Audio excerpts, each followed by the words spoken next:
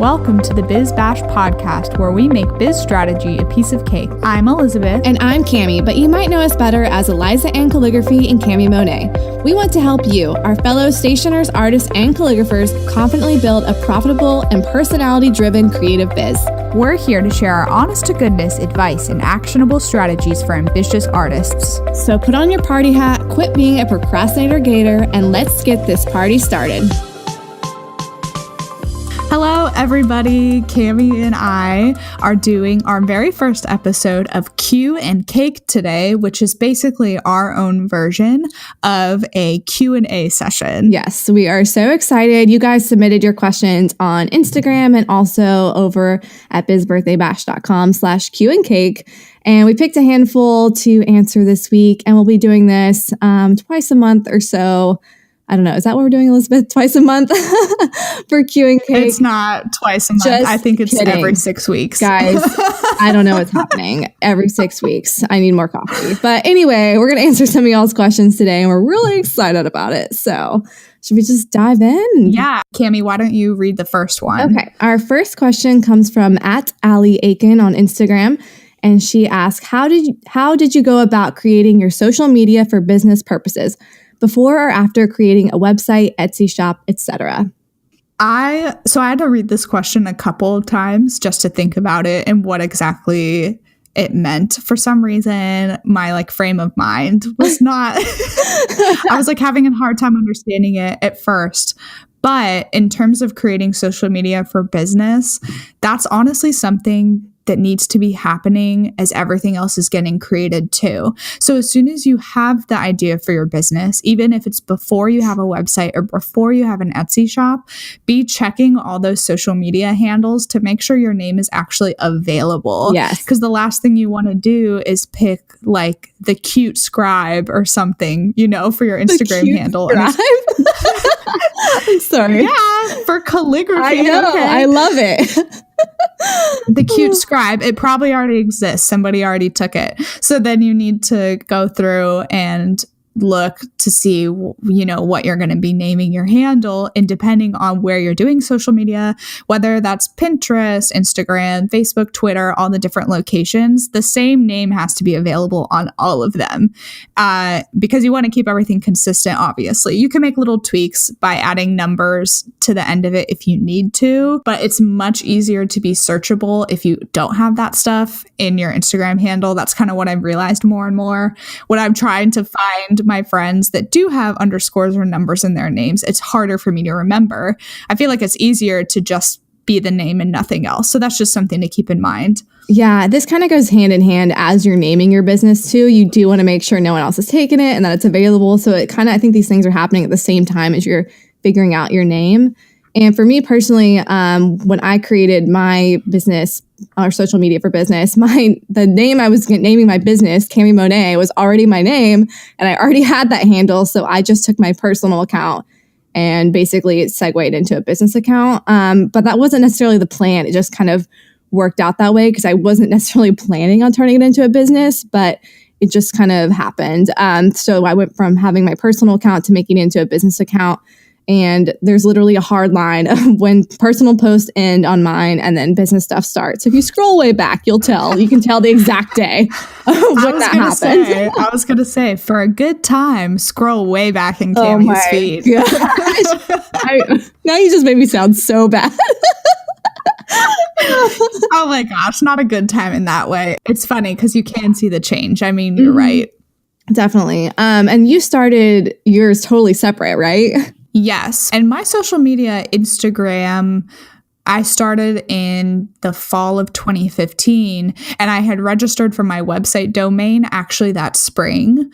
So I actually did do it way after, but my website wasn't launched yet. And my website launched after I started my Instagram feed. I know this is all going to be sounding very confusing. It's hard to paint a picture about this, but I was working on the back end on my website, started my Instagram account, and then launched my website a month later. So then I had my Instagram to actually announce, hey, I launched a website. Go and check it out.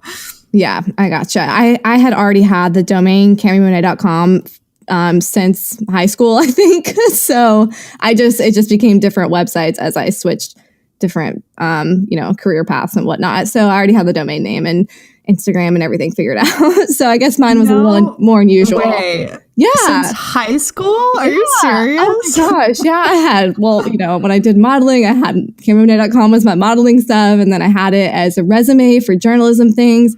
And then I used to have it as like a blog with travel writing stuff. And then, then became a resume again and then turned back into the art website. Like it's just been a lot of different things. So I'm constantly, I've been switching that domain to different hosts and servers for a long time. So I might not be the best person to ask this. And my business is my name. So it's obviously not going to change, so. Yes, right. Yeah, that's something you'd have to think about too, is that down the line, you don't have to be thinking about it now, but if you're ever to do a name change again, the same rules apply of doing research ahead of time to make sure the name is available, to make sure you can get what you want. One of my good friends, I'm actually going to give her a little shout out. Nicole at 54 Degrees. She told me that her website domain name is not available. So she started her Instagram first and then tried to go start the website, and 54degrees.com is taken. And she said she thinks it's owned by someone in China and they want her to pay like $1,000 to buy the domain name from them. Oh my gosh. Yeah, that's why it all kind of has to happen at once in terms of getting it all sorted out, because it could be available on one thing and not available on another, and it's just going to be very frustrating. So yes, do it in one foul swoop. Okay, just take a day and do it. The next question is, what has your proudest moment in business been, and what has been your worst or hardest moment? And this is from Marty at M Harris Design. Okay, I'm going to talk about my proudest moment because this one's really personal to me, but my proudest moment for my business was the wildfire relief fund that I created for the wildfire victims in Gatlinburg. That's where I'm from, Gatlinburg, Tennessee. So when the wildfires came through the town 2 years ago, I put together a fund and I raised over $10,000 selling prints and donated 100% of the proceeds. And honestly, I just felt really cool about doing this because it was like a very tangible way that I was giving back in my business. And it was a really cool intersection of sharing my talents and doing good. And this was in the first year of my business. So it really opened my eyes to seeing how I can actually be generous to my business and kind of direct in the ways I want to go. And it was just really cool because I got to help people that I grew up with and see a tangible result. So that was very exciting. I'm very proud of that, obviously. I remember when you were doing that and thinking to myself, because we weren't that close at that point, but thinking to myself, this girl is so awesome. Oh, thank you. But it really took off, and it was just really interesting to see how many people supported it and got behind it. And obviously, because it was so near and dear to my heart, being my hometown, I think that's what really fueled it, was like my own passion for it. But yeah, very proud of that. And honestly, a little shout out to the Dymo label printer right now, because if I hadn't had that, I would have never been able to print all those dang labels. I was so overwhelmed because I had never had that many orders in my life, because it was literally a few months after I went full time, and I was just completely overwhelmed, but pretty cool moment. So what about you, Elizabeth? What was your proudest moment so far in business? I would have to say, I think I've been most proud of I've been proud of quite a few different things, but I've managed to make a really cool connection with QuickBooks Self-Employed. And I was going to say, I hope she said QuickBooks because that's so cool. And the story for this kind of goes way, way back. And it was actually Corinne at Stuck with Pins on Instagram that challenged her following this was April of 2017, to actually try to have failures. It was a very interesting concept. I loved it because she was basically saying, reach out to people and companies that maybe you've never thought about actually approaching before. Maybe you've been too intimidated. Maybe there's just been something that scared you, and just ask them to collaborate. Like, ask the big question. And if you get a no, then celebrate it because at least you asked, which was awesome. Yeah. Remember we used to get 3 rejections a month, and I would mark it on my chalkboard, people that I reached out to and said, well, if they said no, then I can count that to my rejection list, reaching out to few accounts for wholesale and whatnot. It's exactly the same concept. And so one of my companies was QuickBooks Self-Employed. I also reached out to Greetable, which is funny. That was a no from them. But QuickBooks Self-Employed, they were so excited that I was showing enthusiasm for their self-employed program, because QuickBooks Self-Employed is separate from QuickBooks Online. They're two different programs. And we basically have this relationship now. I have a contact there that we talk on the phone bi-weekly. She kind of runs things by me for their ambassador program. Like, I basically helped them. I didn't, code it or anything, but I went over a lot of the copy and stuff with them that they used to launch that program. And they have thousands of ambassadors now, and they kind of consider me the OG ambassador, which is crazy. It doesn't feel that way.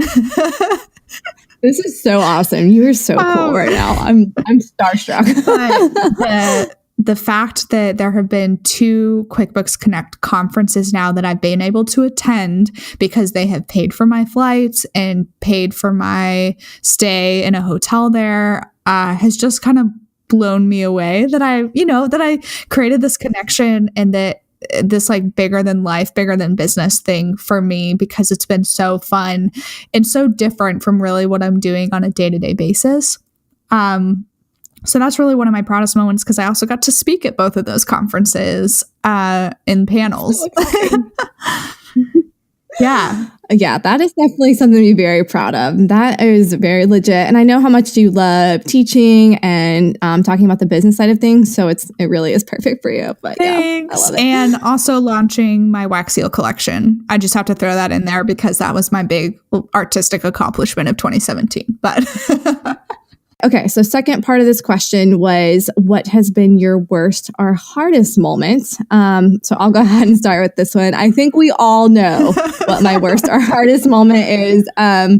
But one of the invitation clients I had, we just had a hard time, guys. It was a hard time. I don't even know how to explain this, but some of the feedback I got was basically telling me my art was not good and they didn't like any of it. And it was really hard for me to get such bold rejection like that and criticism, because I hadn't had that in my business yet, or with anyone really. It was really mean, I thought. But I don't want to sound like I'm being whiny. But anyway, the rejection was really hard. And even though I tried to make the situation better, I'm total people pleaser, and I will do anything to make a client happy within the realms of keeping the boundaries of my business. And I felt like I couldn't make this client happy and rectify the situation. So it was really, really tough for me and a huge struggle to finish this invitation suite and end it on good terms. And every time I got an email from this client or the planner, it just honestly, my heart sank, because I knew it was full of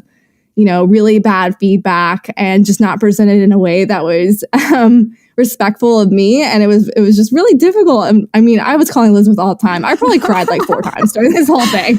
It was very emotional for me. And if you're an artist, you know how hard it can be when someone is overly critical of your work. And it really does feel like they're just like stab you in the heart a little bit.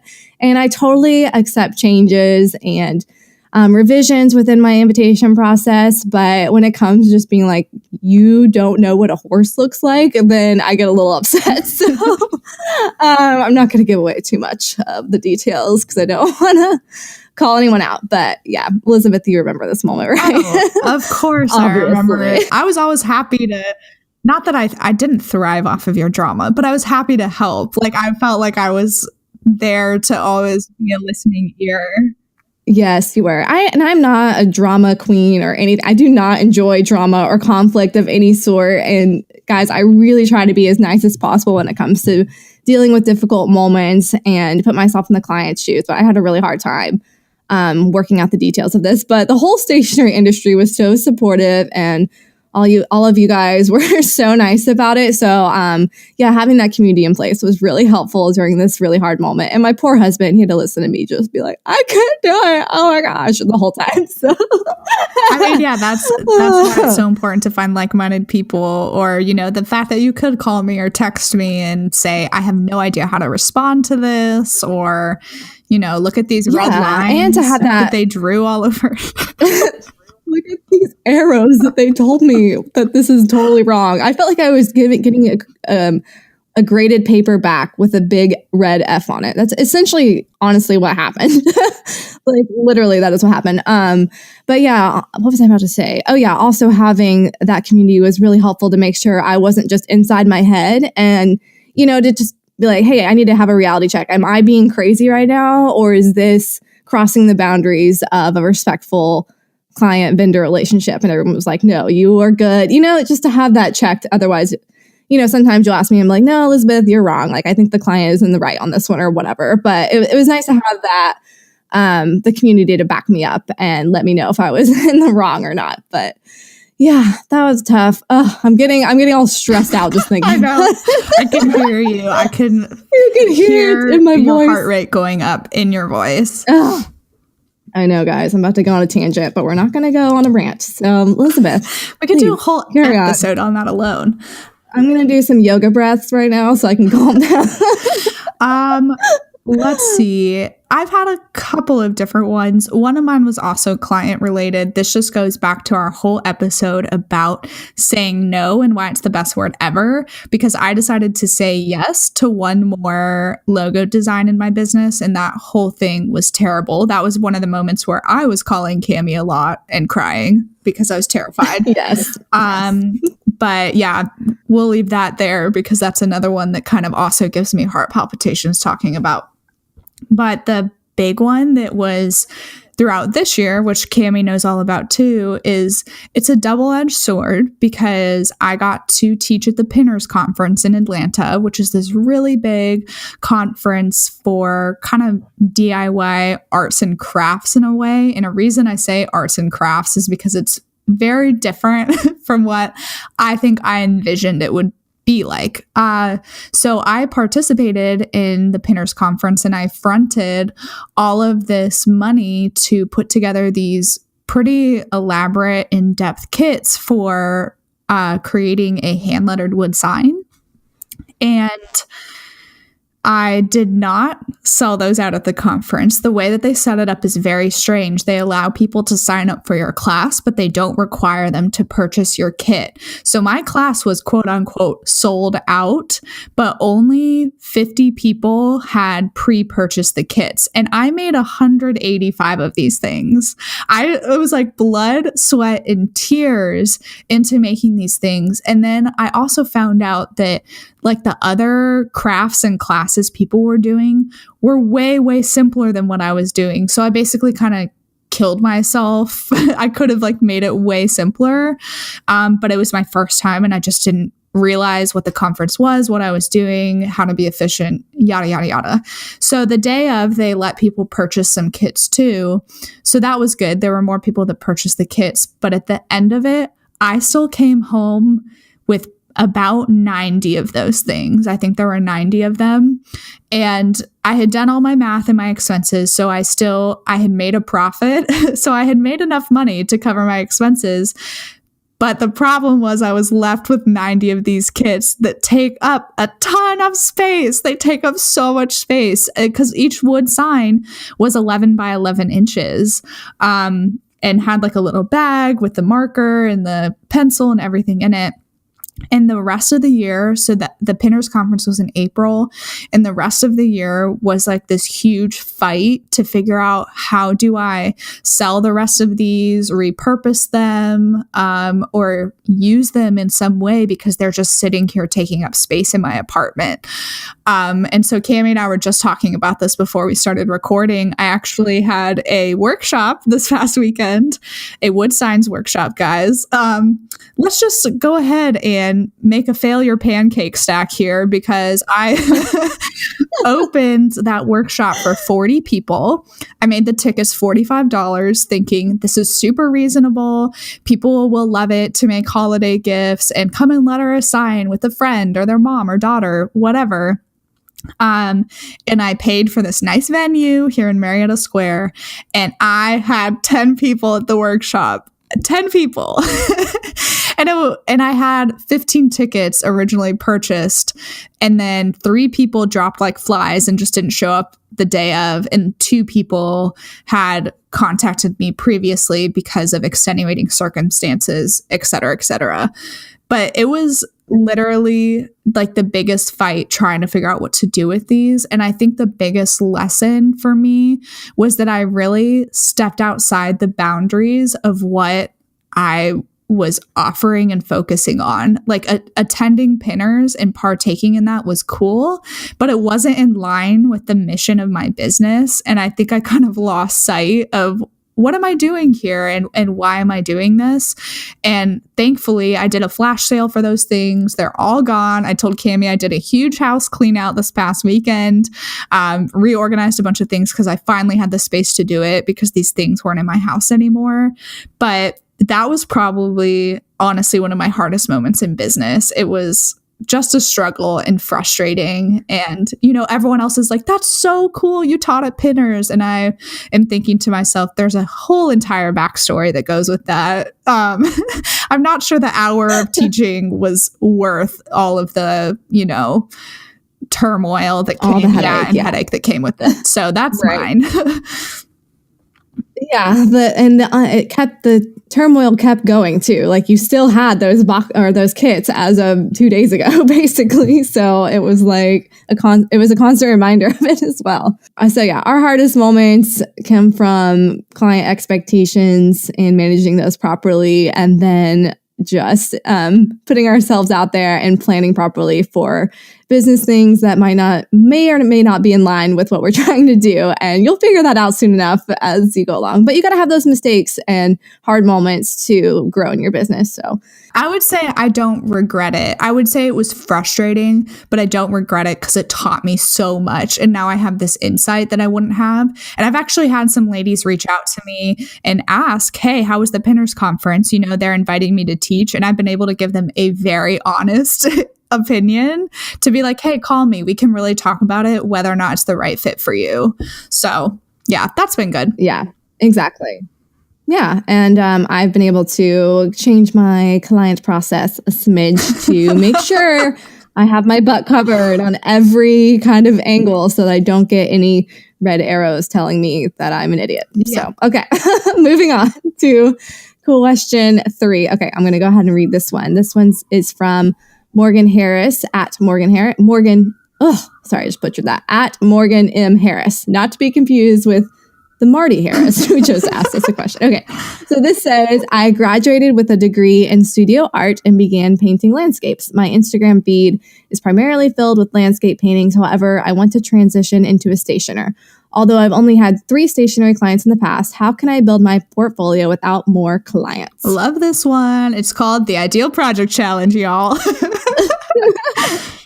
But seriously, actually, Cami and I did something called the Ideal Project Challenge last summer. Some of you might have been a part of that. But basically breaking it down into a simple explanation is that we asked people to create something that maybe they hadn't done before. So this would be a perfect example for you, Morgan, what you're asking about.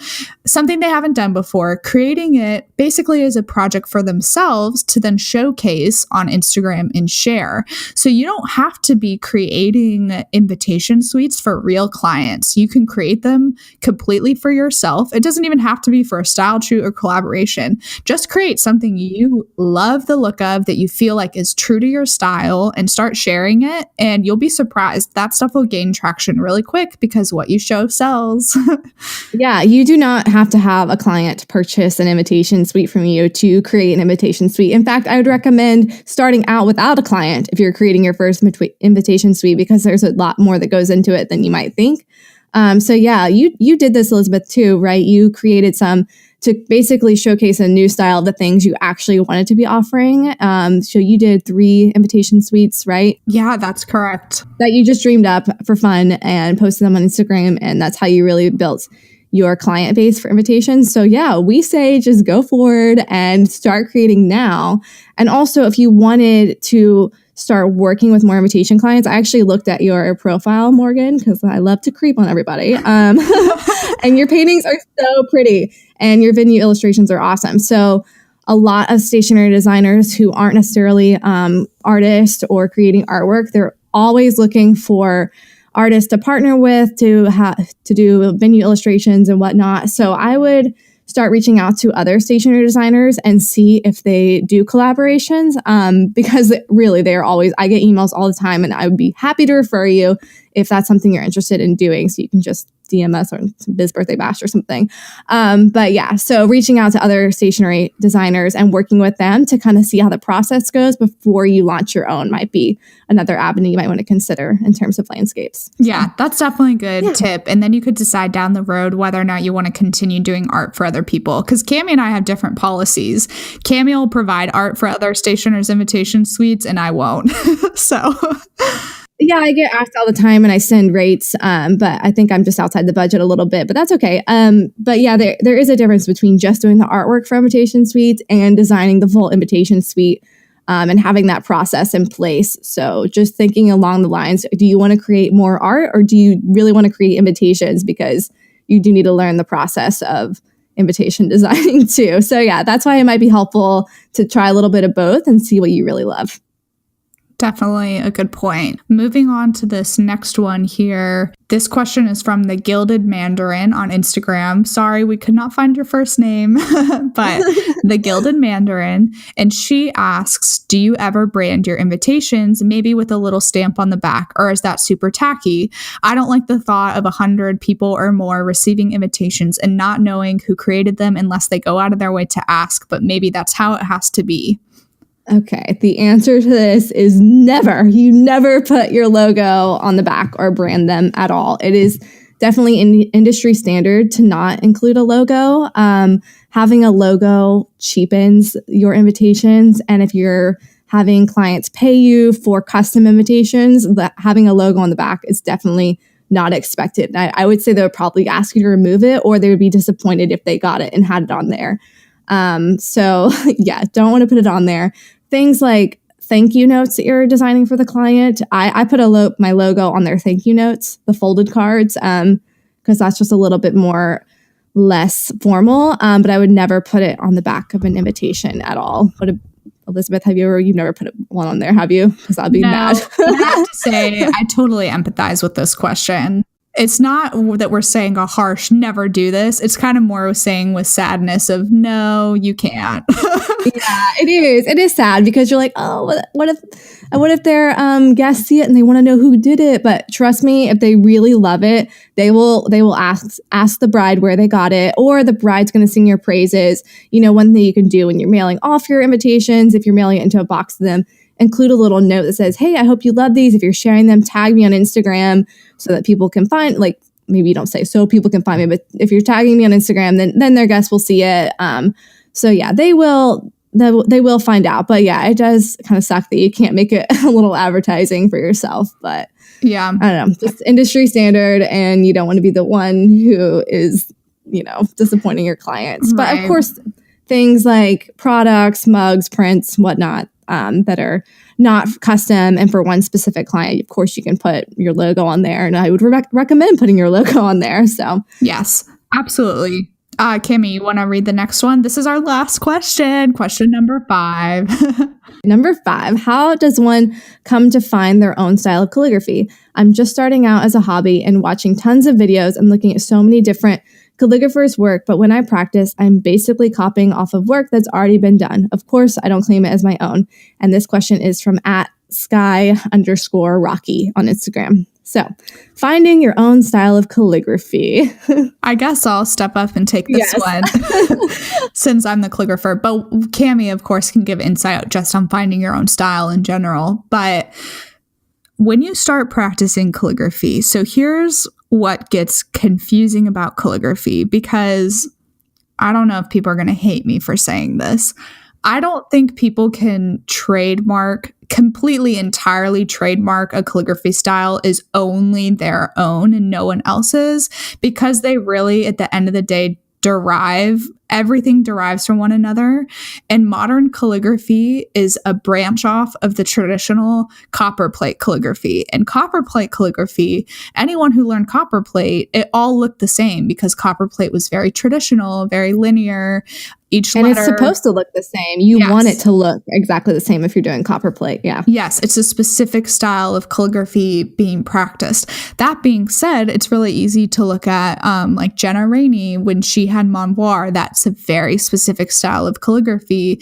And there's a lot of other artists that have kind of their trademark style that they've really developed over the years. But if you go back and you look through any of these people's Instagram feed, you're going to see that their calligraphy has changed too. And it takes years for it to kind of change and evolve into what you want it to be. There's a lot of different websites that offer great resources for practice sheets for different styles of calligraphy. My favorite is the Postman's Knock. So if you want to learn some great styles of calligraphy, you could go to her site and get some of those sheets. And when someone teaches you a specific style, you can, of course, use that style and it'll slowly develop into more of your specific hand and what you want it to look like. But when I started out, I was looking at a lot of other people's calligraphy too, because you kind of have to figure out, what do I like? What do I not like? And you kind of I kind of chose and picked different letters and different looks. That is exactly what I did. Yeah, right? I was like, oh, I really love how someone wrote that R, or I really love how someone wrote this B. And then by doing that, I was able to incorporate it into my style, and basically I don't want to say uniquely its own, because I know my calligraphy probably looks like someone else's calligraphy out there. But when I write that calligraphy, I confidently feel like this is my style now. That I feel most comfortable with. I'm not sure if I think you have a very recognizable style. And I think you can look at other people's and see their style, but it really does all kind of stem from the same starting point. It's just a matter of writing it on your own and practicing the own way you do things. But for me, like, I took a copperplate class and learned copperplate. I mean, I'm not like a copperplate professional. I just took a copperplate class. And I think you do have to start with taking something traditional, because in order to break the rules, you have to know what the rules are. So I would definitely recommend starting out with the traditional and then being like, okay, how can I play around with this A and turn it into something unique? Like, I would take A's and just figure out 10 different ways I could write it, and until I found something that, like, I was like, oh, this feels like me. This is what I like. So honestly, just picking a letter and writing it 20 different ways that day or whatever. And until you find a way that you love and different ways you flourish it. And you're right, it all kind of comes together. You might see someone who writes a B a way that you love and be like, oh, I'm going to do that next time. But you're not necessarily stealing their whole style. You're just getting inspired by a flourish they might use and putting that on your A or whatnot. So it all kind of just becomes piecemeal together.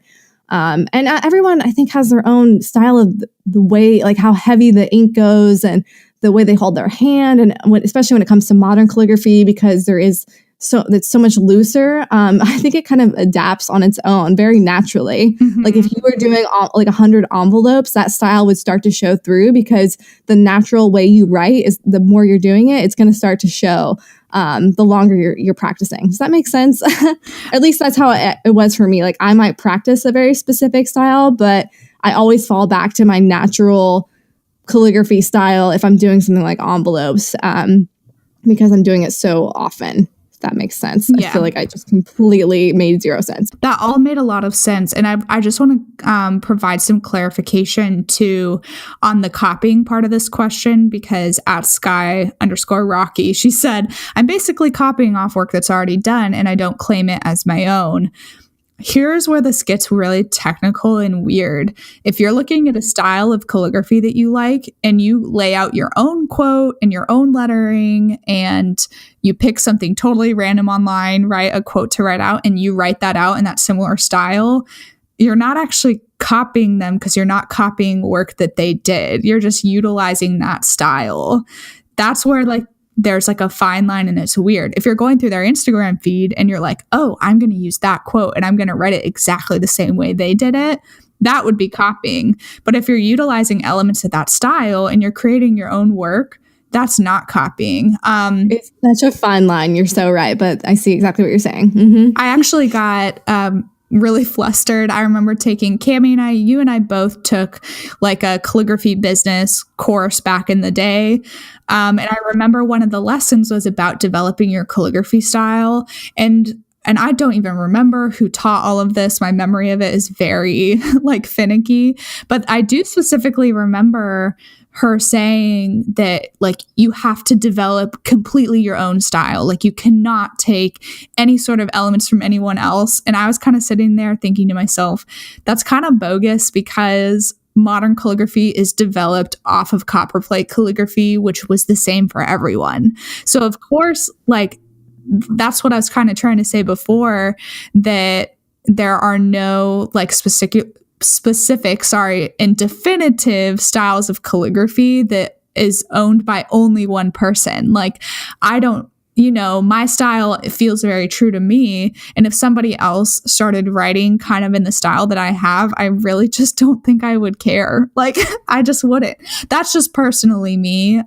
Because this whole thing gets so tricky and so weird. If you're copying like letter for letter for letter of what someone else has done, that's right. Getting a little close. But style, yeah, you're right. I mean, thinking about it in terms of watercolor painting, I would be upset if someone copied something I did exactly, like the exact same layout of the flower or looks like a replica. But if they're copying the same style where they're looking at the way I painted a flower and they're like, oh, okay, she used this technique on this, I'm going to use that on my flower. That's not copying. That's just, learning by observing a technique. So that is not copying to me. Yeah, we have to remember that artistic techniques are not trademarked. They don't belong to anybody. Like using a watercolor wash does not belong to like one specific person because that's a technique, not, not a final artistic piece.